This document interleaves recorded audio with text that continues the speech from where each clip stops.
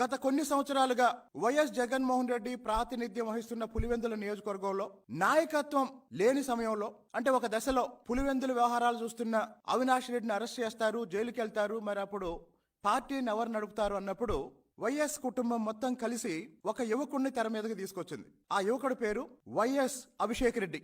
Doctor YS Abhishek Reddy Jaganmohan Reddy పెదనాన్న YS Prakash రెడ్డికి మనవడు. డాక్టర్ వైఎస్ అభిషేక్ రెడ్డి జగన్మోహన్ రెడ్డి పెదనాన్న అయినటువంటి వైఎస్ ప్రకాష్ రెడ్డి మనవడు.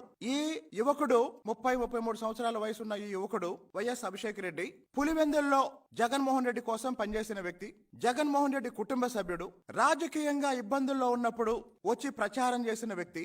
ఇప్పుడు ఈ అభిషేక్ రెడ్డి ఎక్కడున్నాడు?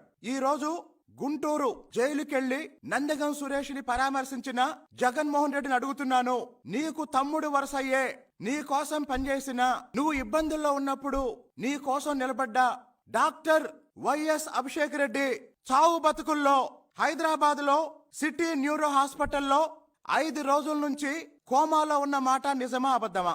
నీ కోసం పనిచేసిన అభిషేక్ రెడ్డి, నీ కుటుంబ సభ్యుడైన అభిషేక్ రెడ్డి పులివెందుల నుంచి నీ కుటుంబంలో ఉన్న మీ బాబాయిలు, మీ పెదనాన్నలు, మీ బంధువులందరూ, అంటే అవినాష్ రెడ్డి కుటుంబం, అలాగనే వైఎస్ కుటుంబంలో ఉన్న దాదాపు అందరూ హైదరాబాద్ వెళ్లి, హైదరాబాద్ లో ఒకప్పుడు నువ్వు కోడి కత్తికి ఎక్కడైతే చికిత్స చేయించుకున్నావో అదే హాస్పిటల్లో, సిటీ న్యూరో హాస్పిటల్లో చావు బతుకుల్లో ఉంటే నువ్వు గాని నీ భార్య గాని వెళ్లి పరామర్శించారా?